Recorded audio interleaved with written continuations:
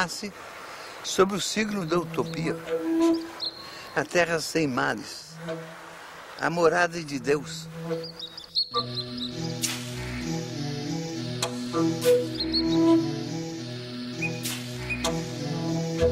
Há 1000 anos atrás, de lá para o ano 1000, tem cartas que falam de uma ilha Brasil. Isso significa que o nome Brasil não vem do pau-brasil, não. Isso aqui era a Ilha Brasil, que alguns navegantes sabiam. Mas um dia, os portugueses precisaram fazer uma descoberta oficial, mandando até um escrivão do cartório declarar no cartório que foi descoberto. Isso foi em 1500. Mas ele preexistia há muito, fisicamente, biotericamente, biologicamente e humanamente, com a humanidade indígena. Humanidade diferente.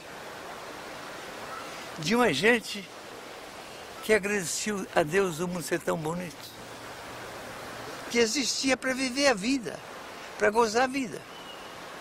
A finalidade da vida era viver.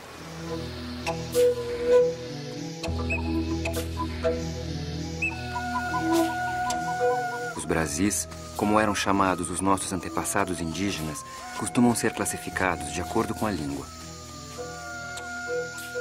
Em 1500, poderiam totalizar entre 1 e 8 milhões de pessoas, distribuindo-se da Foz do Oiapoque ao sistema fluvial Paraná, Paraguai e Uruguai.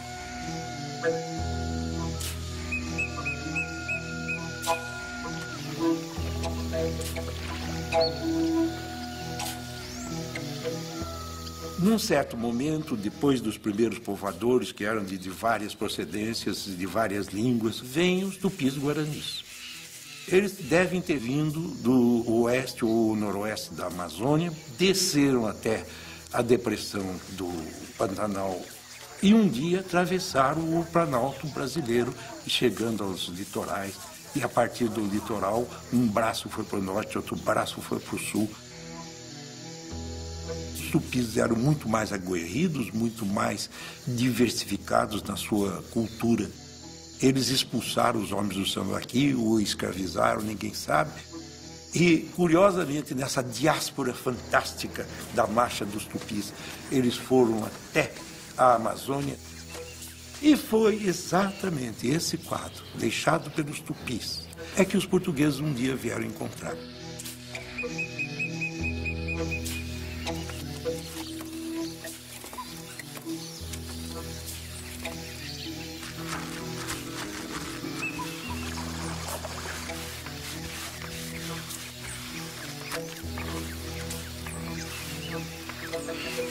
Assim esses povos existiram por séculos. Chegaram a conhecer a natureza em detalhe. Sabiam o nome de cada bichinho, de cada planta. E sabiam para que servia ou não servia. Viveram aqui por 10.000 anos, comungando com a natureza. Tiraram da natureza dezenas de plantas selvagens e domesticaram, ajeitaram, para poder plantar na roça tudo junto.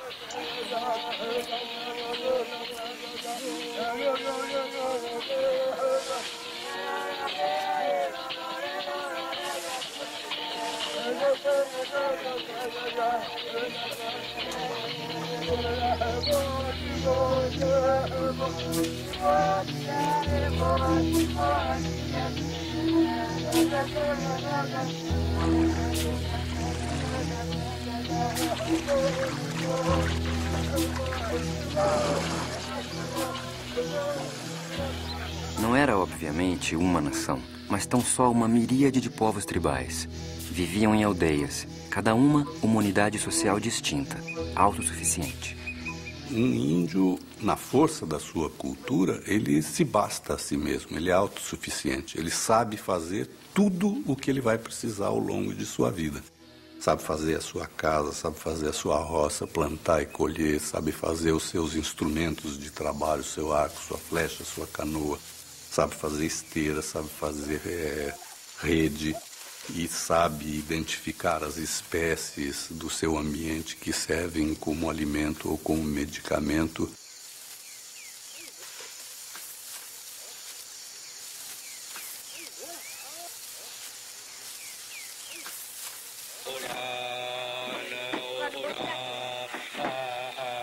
Tupinambás, povo que entrou em contato mais direto com os europeus, eram Brasis que se dedicavam, antes de mais nada, à guerra e à festa.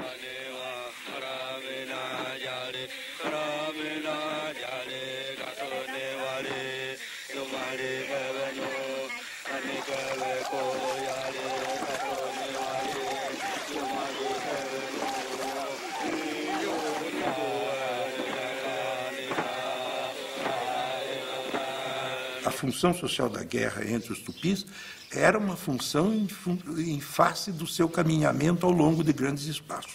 E em toda parte os tupis guaranis deixaram nomes para os acidentes, para as faces das escarpas, para os rios, para as regiões.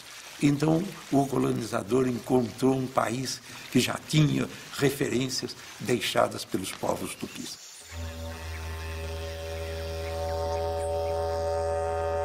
Acreditando na vida após a morte, divisavam um paraíso, o Guajupiá, um jardim de sapucaias, todo feito de cantos e danças. Para o índio não existe muita diferença entre a realidade acordada e a realidade do sonho. O parto, o mundo dos espíritos, os pássaros, tudo está entrelaçado, não é? Quer dizer, tem um espírito em cada coisa, um espírito na hora da colheita, um espírito na hora do plantio, um espírito que mora no fundo das águas e rouba a alma das pessoas, um outro espírito que perturba, o espírito do tatu, o espírito disso, do macaco.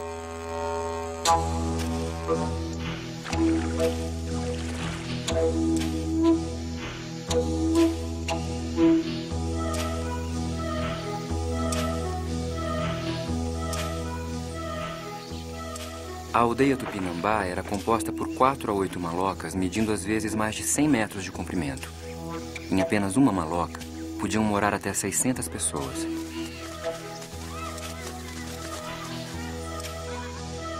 Parece a casa um labirinto. Uns cantam, outros choram, outros fazem farinhas e bebidas. Porém, é tanta a conformidade entre eles que em todo ano não há uma só peleja. E com não terem nada fechado, não há furtos. Se fora outra qualquer nação, não poderiam viver da maneira que vivem.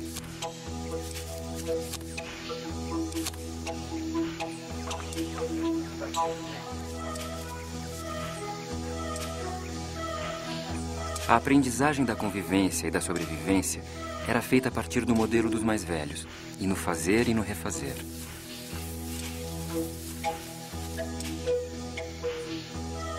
A autoridade, exercida pelos Murubixabas, sustentava-se nas atuações carismáticas e no comércio de pequenas dádivas e favores.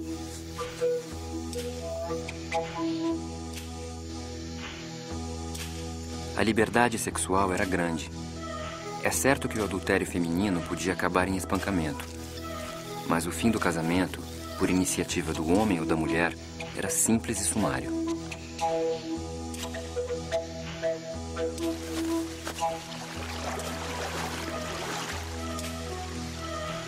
A homossexualidade era comum, sem a preocupação de se fazer dela um segredo. A divisão de tarefas entre homens e mulheres era nítida e marcada desde a primeira infância.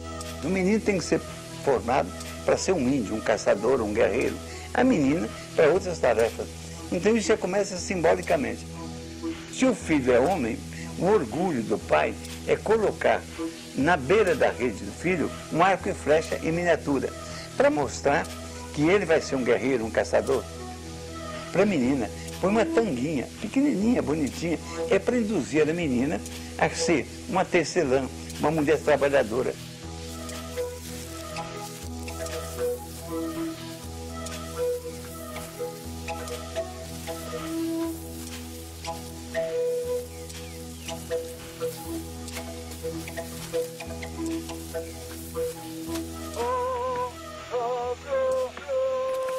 As mulheres cuidavam da roça, do preparo da comida e do cauim, o vinho que animava as festas tupi.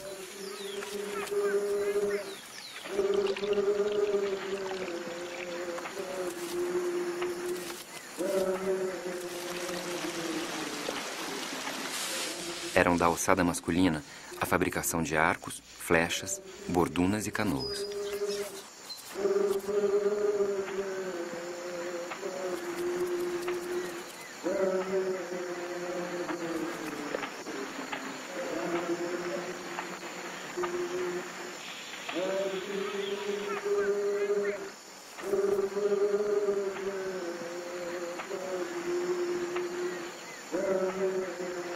Entre os indígenas, nunca houve uma delimitação clara entre trabalho e arte. Essa coisa eu encontrei entre os índios. Os índios também, cada coisa que eles fazem, eles querem que ela seja perfeita, porque cada coisa os retrata. É vontade de beleza.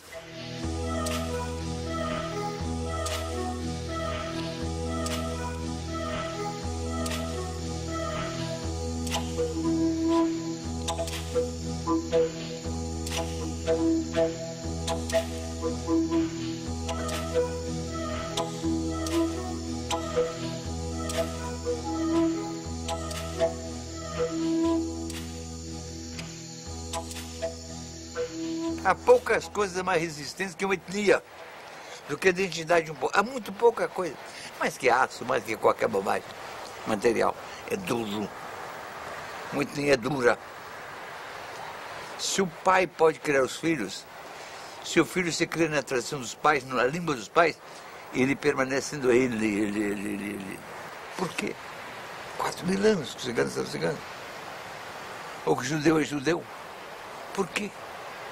Por uma identificação íntima, secreta, lá dentro. Ele sente que é judeu. E esta convicção que faz dele um judeu é a mesma convicção que faz dos índios índios.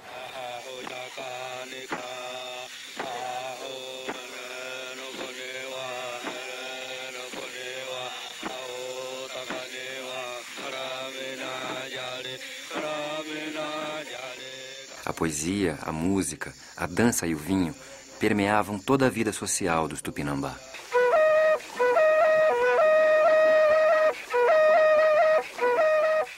Mas a mais honrada atividade dos Tupinambá era a guerra. Entre eles, a convivência era pacífica e amigável. Com seus inimigos eram implacáveis. Havia uma ética na guerra. Se um inimigo caía em poder de alguém, aquele que o aprisionava batia-lhe com a mão no ombro, dizendo-lhe: "Faço-te meu escravo." Fugir, nem pensar. O prisioneiro Tupinambá está preparado para ser devorado fisicamente, mas não moralmente pelo estigma da covardia. Suas técnicas bélicas surpreendem até hoje. A habilidade do guerreiro permitia flechar o olho de um pássaro em pleno voo. Havia uma estética na guerra. Gastavam, às vezes, todo um dia exibindo seus inimigos e os insultando, para mais tarde caírem num corpo a corpo feroz.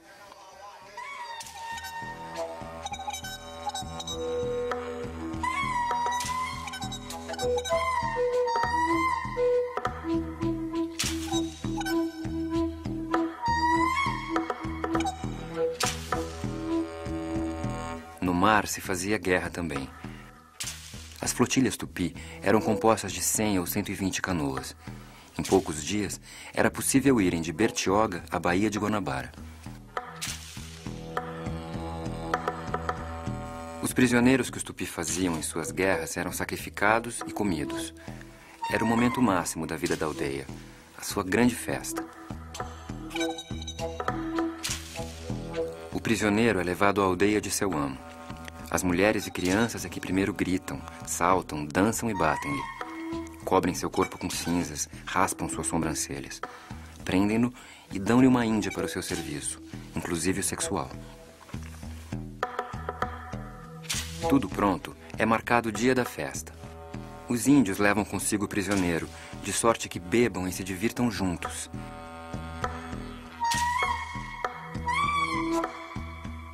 No dia seguinte, antes do amanhecer, já estão todos de pé, cantando e dançando em volta da Ibirapema, o tacape executor.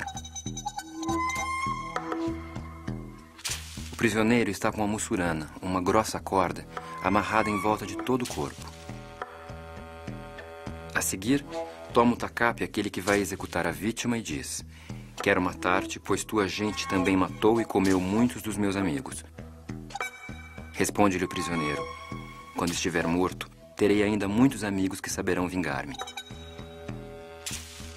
Depois, golpeia o prisioneiro na nuca, de modo que lhe saltam os miolos, e imediatamente levam as mulheres o morto para o fogo. Raspam-lhe a pele e tapam-lhe o ânus com um pau. A esposa provisória do prisioneiro chora um choro ritual. O corpo é cortado em pedaços e assado. As vísceras são dadas às mulheres, que as fervem e com o caldo fazem uma papa, que chamam mingau. Quando toda a carne é repartida, voltam para casa, levando cada um seu quinhão. O matador se recolhe em sua rede, durante dias. Sem participar do banquete, vai ele digerir o ato da morte. As coisas do mundo retomam os seus lugares. Fui estudar os índios urubus capó. Esses meus índios, de que eu tenho infinitas saudades, chamam-se a si mesmo Caapor. Caá é mata e Por é morador. Eles se definem como povos da floresta. Eles são os índios mais parecidos com os Tupinambá da costa brasileira. Eu queria estudar, queria saber como era o povo de que nós herdamos a forma de sobreviver nos trópicos. Isso tudo pode ser reconstituído pelos documentos do século XVI, mas é muito melhor ir vendo. Eles estão vivos e eu fui lá estudar isso.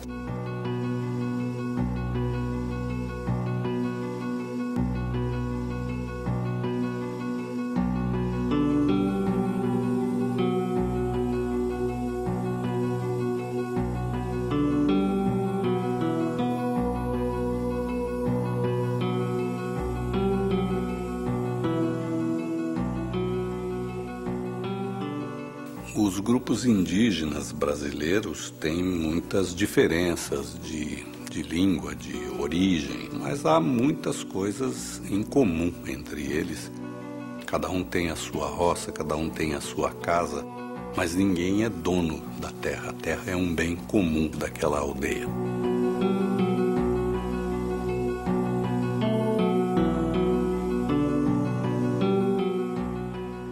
Num grupo indígena, o que um sabe, todos podem saber. Ninguém se apropria da informação para transformá-la em poder político ou econômico para dominar outras pessoas, para ganhar dinheiro.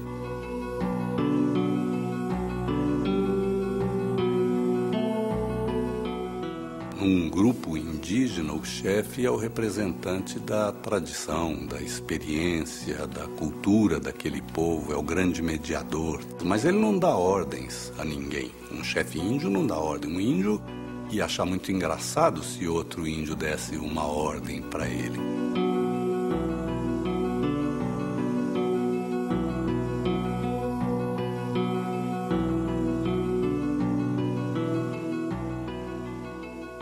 Fomos para dentro das aldeias e vivemos lá meses.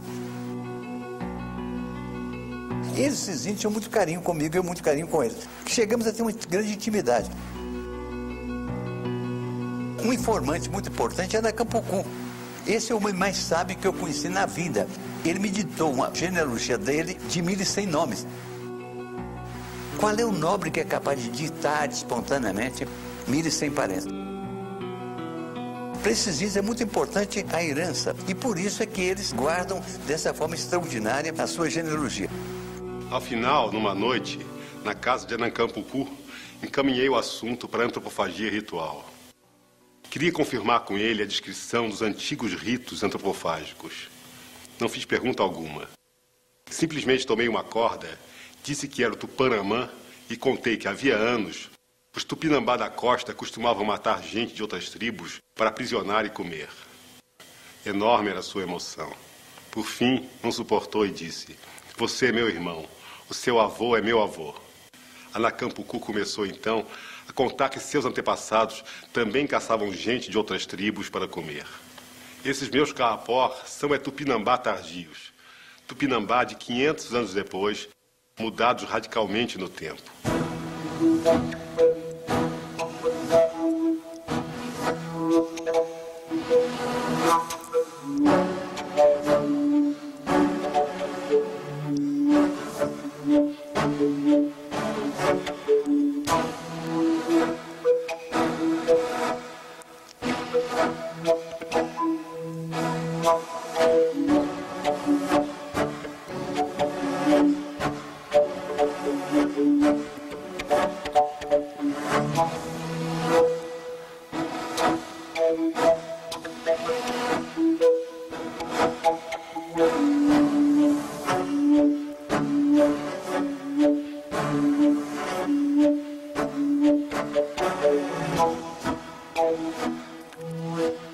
Herdamos dos índios um vasto e complexo arsenal de técnicas para sobreviver e se deslocar nesse imenso território.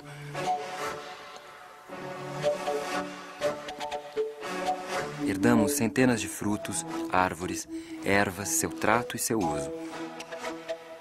Herdamos o hábito do banho diário. Mas a herança nobre e profunda que os índios nos legaram é o testemunho de que é possível um povo viver magnificamente integrado à natureza, numa trama secreta de coexistência pacífica e amistosa.